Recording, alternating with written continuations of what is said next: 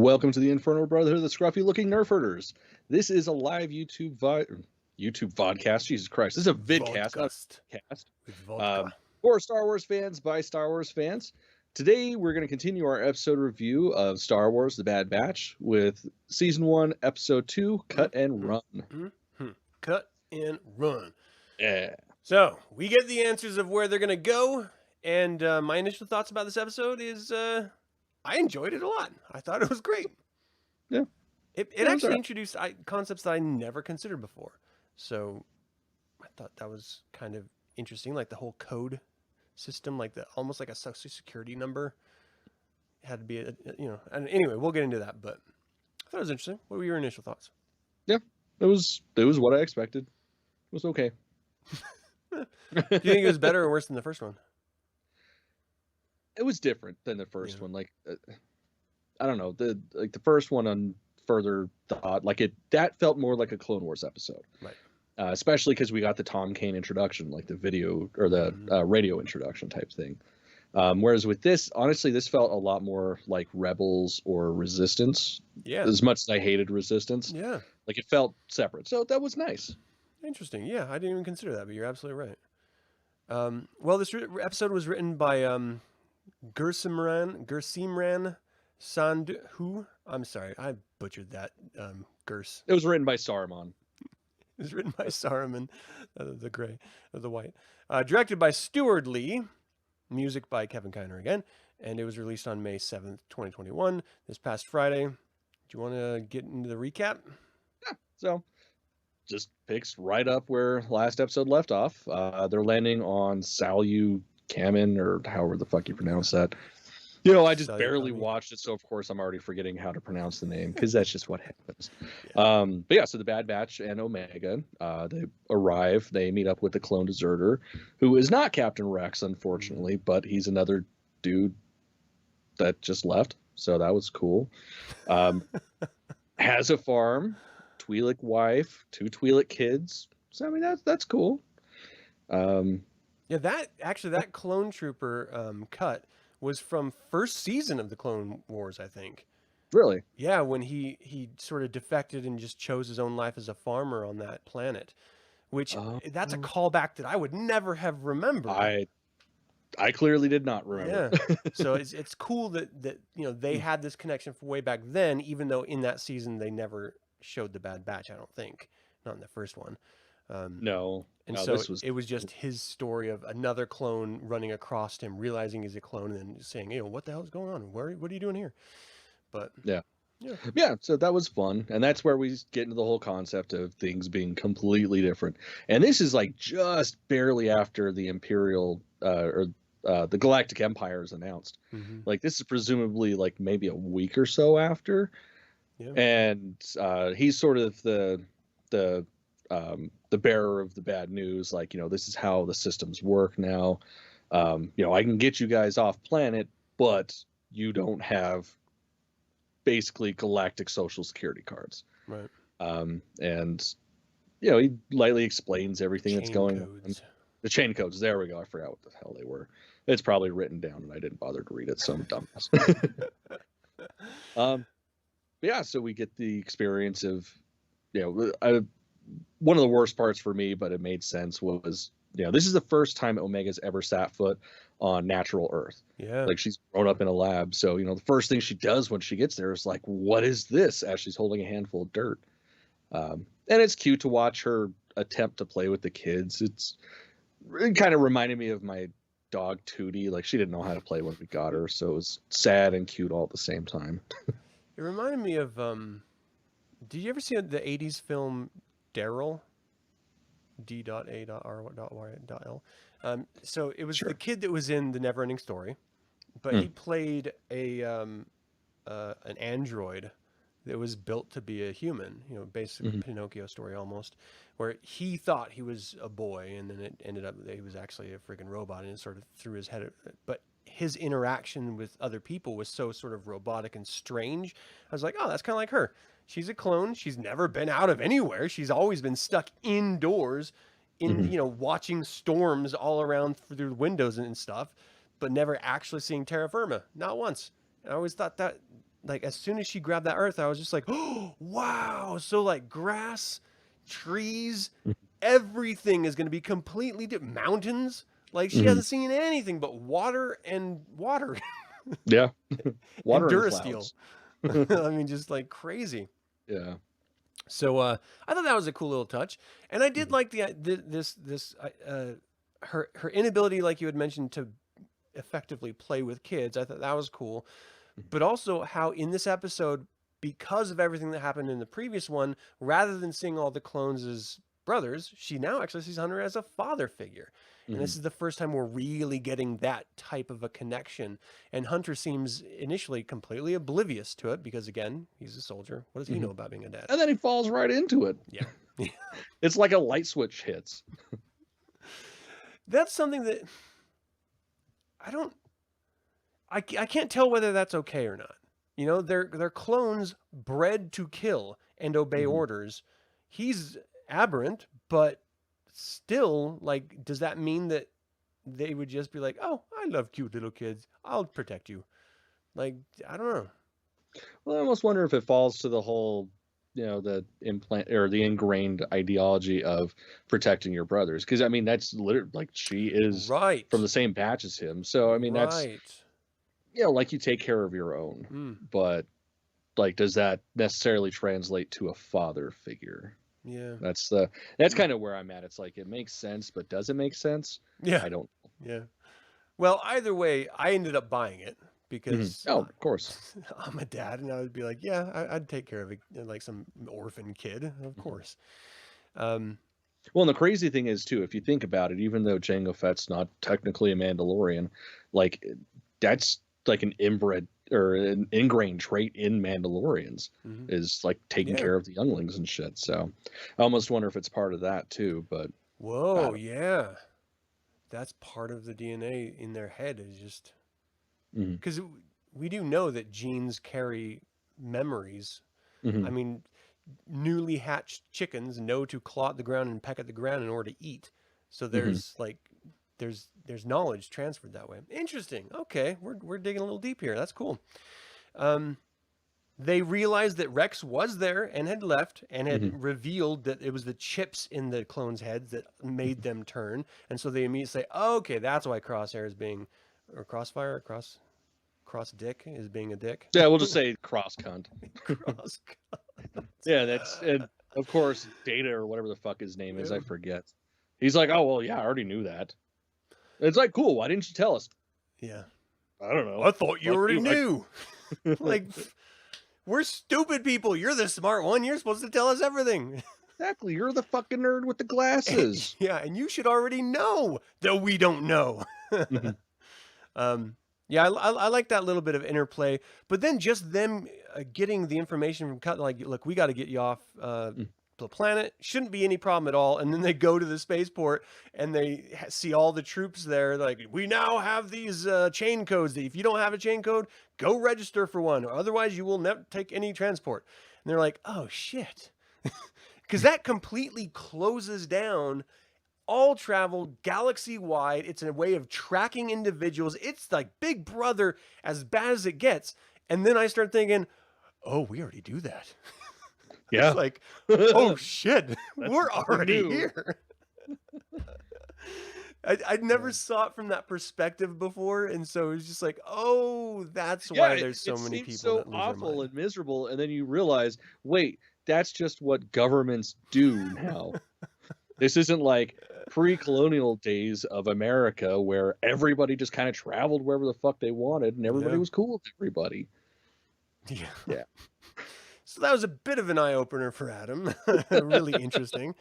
And then he's just like, look, take Omega to Cut. He's like, you guys are clearly better suited to Razor. You already have two little tykes and they like each other and you're okay with it. So, send her away.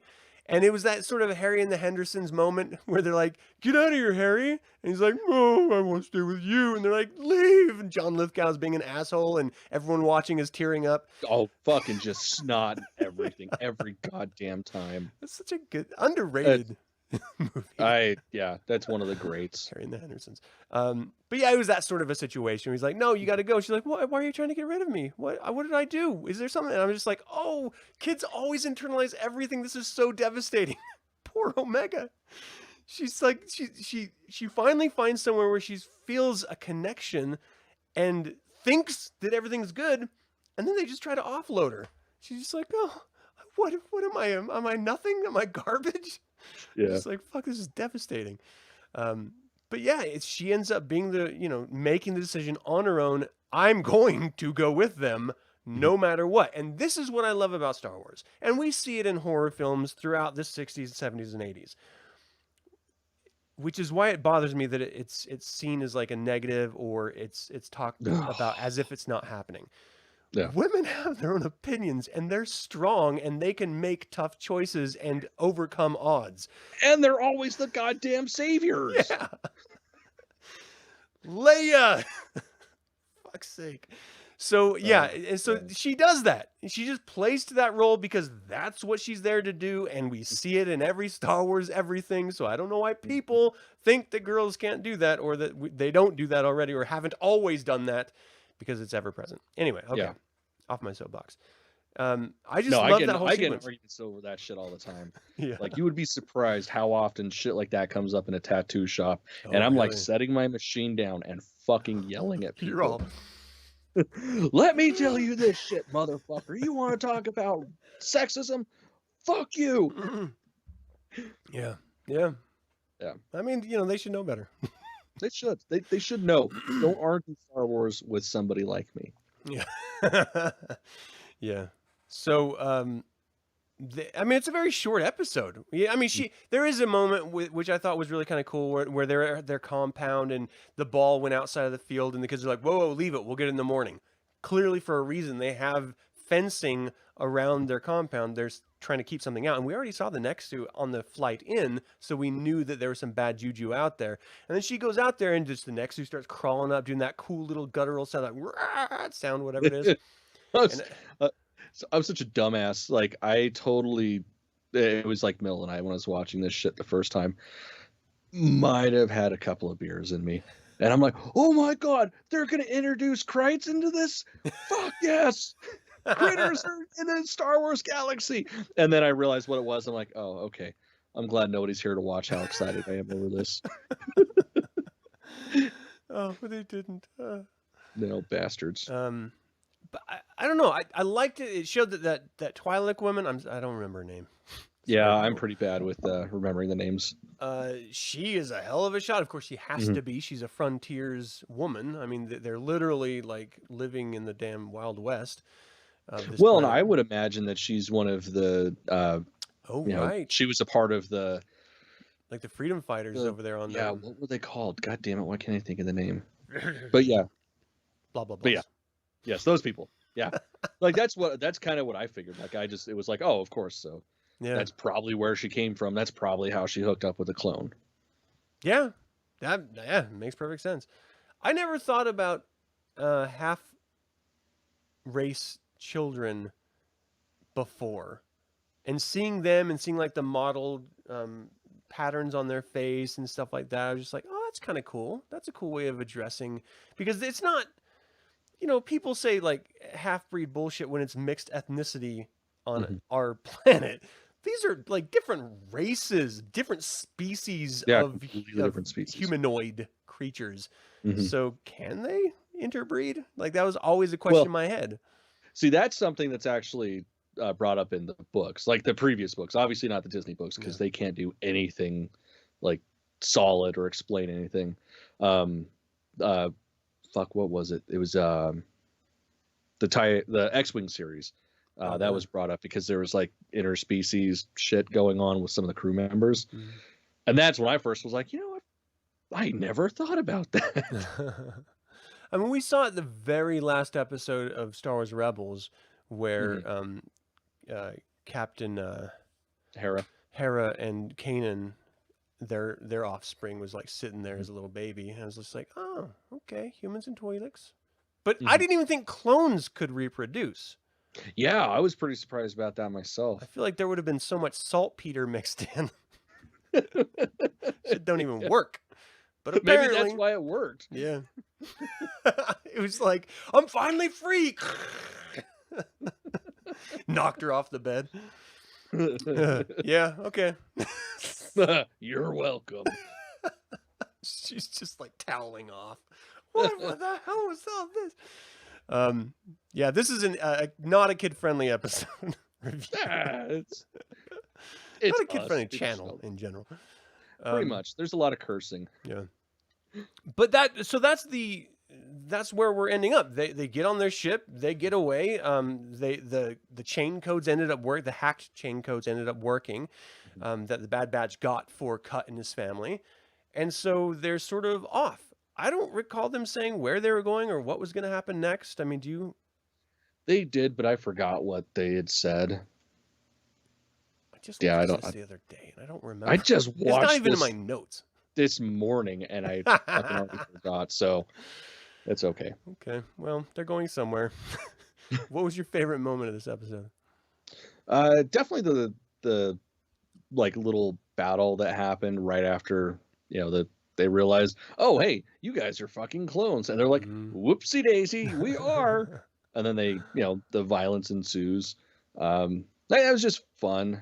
And of course, like seeing how, like it, as much as I hated it, like seeing how Omega's reacting to just this new world. Because I mean, this is all shit that everybody else take for granted, but she's never experienced it. Like that was kind of cool too. Yeah.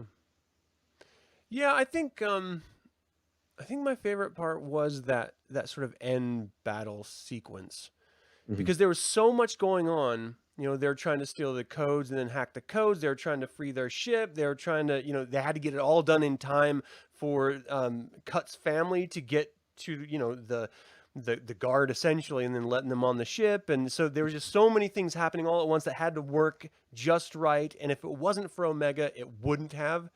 And so it put her in a position of value to the team. And it also had this really wonderful moment of like, I'm not going to let you go again, kid, between Hunter and Omega. So it is a very Mandalorian Grogu connection at this point, which I really like. I like that. So that was my favorite. Do you have a least favorite?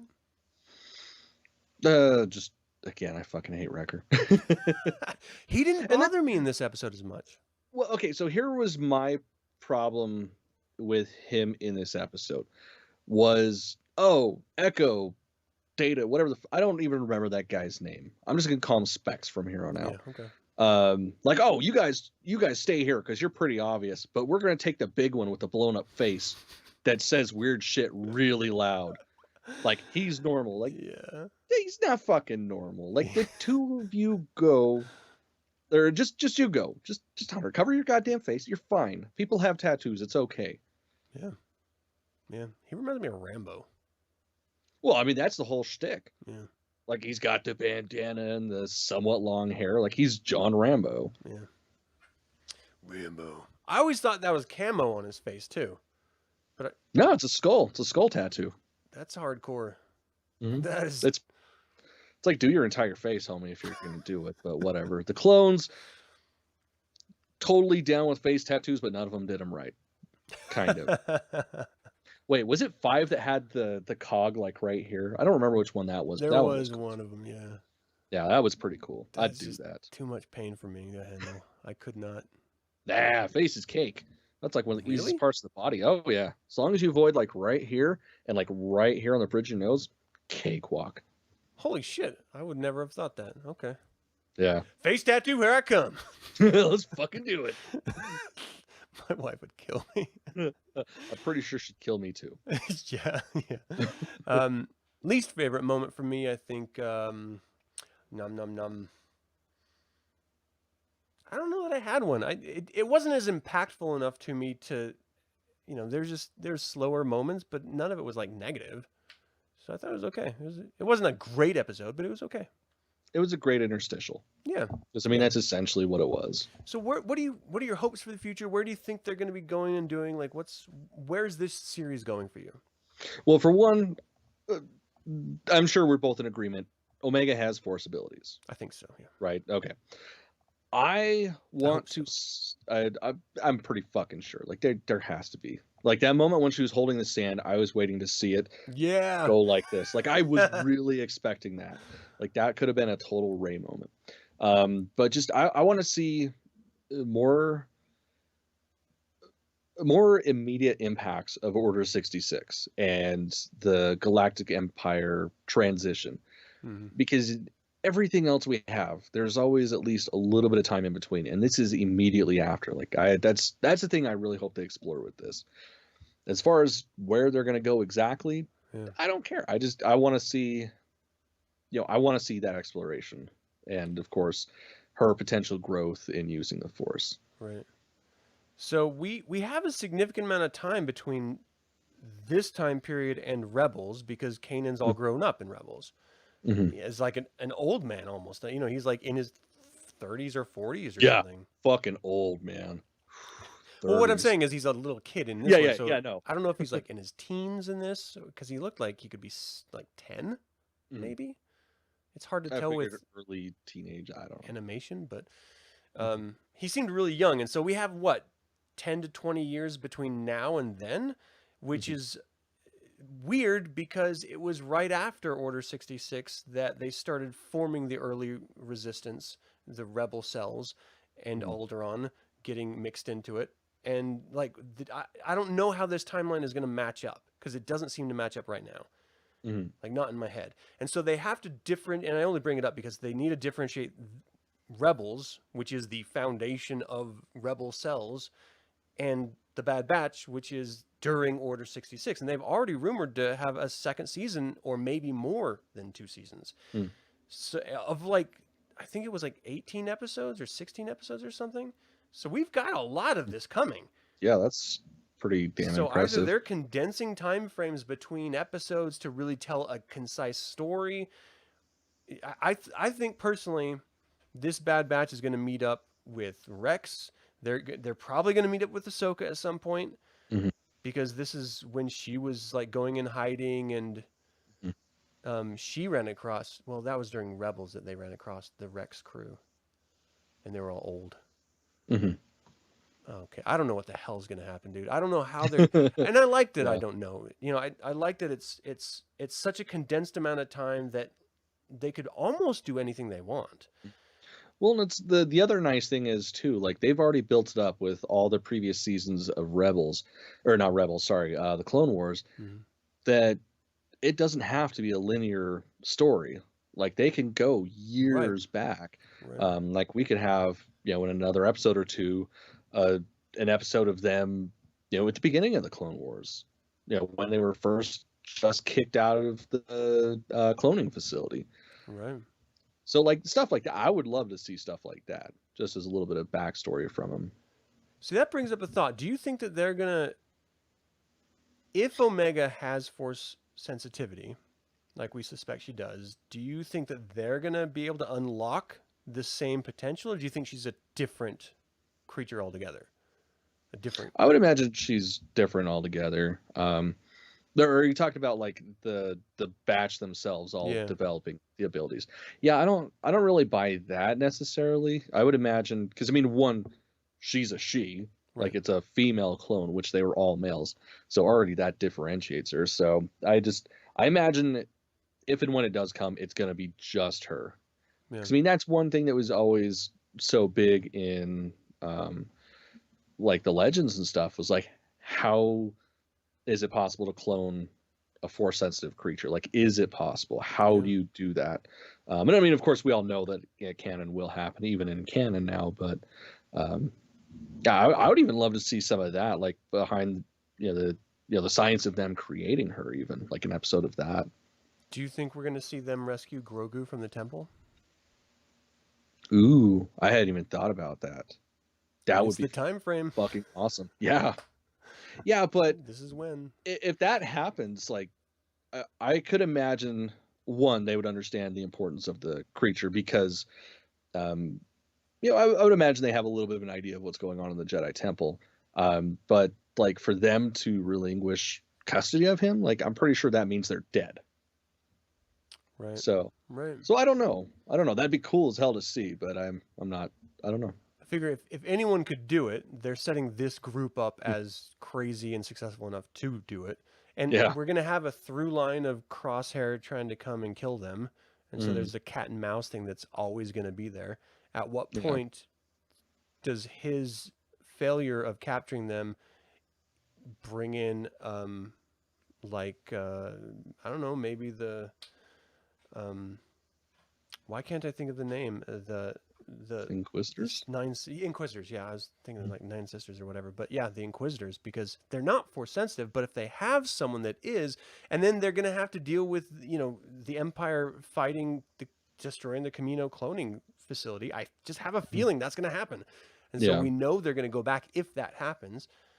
I think we got a good show on our hands. Definitely have a lot of potential. That's for damn sure. All right. It's definitely better than Resistance. Fuck yeah. So far, anyway. Anything else you want to talk about with this episode? No, we covered it. This is it's a pretty, like I said, it's an interstitial episode. Yeah. Not much to it, but it was fun. Well, as far as we know, these are going to be every week. So, we'll come around here every Monday night if we can and give you our reviews of the episodes. And we hope that you'll tune in and let us know because there's so many different Star Wars channels out there. Because there's so many different opinions out there sharing their thoughts and theories and guesses and whatever. What would you like to see out of us differently? Like, we're already different in that we present our ideas differently. We clearly are much different than the standard people anyway. But what is it that you would like to see us present differently than other places that you frequent for reviews? Because again, I don't want to just parrot what other people are saying and doing. We have our own perspectives, which are going to differ naturally. But if there's a way that you would prefer, see a different perspective or present it in a different way, for example, with imagery that I've saved in order to present, and yet I never present it because I always forget. That happens. Yeah. So we're just so excited. I was just bitching about it before the show too. You were, and you had it set up even. Like, that's the best part, is it was there. I saw it. All right. Well, let us know what you think. We appreciate your time and attention genuinely. Really. You can always subscribe to this channel. Click the bell to get notified whenever we have another episode coming up live. And then join us in chat. If you're watching this at any point during the live stream, let's bounce some ideas off of each other. That's what makes this so much fun, this format that we're doing. This isn't pre-recorded. This is all live, baby. So you can jump in, tell us where you're effed, and we will respond to it. Fuck yeah. Especially when I actually remember to open up the chat browser. At least you'll see me anyway in there. Well, anyway, until the Infernal Brotherhood convenes again, may the Force be with you. Wow, what is this?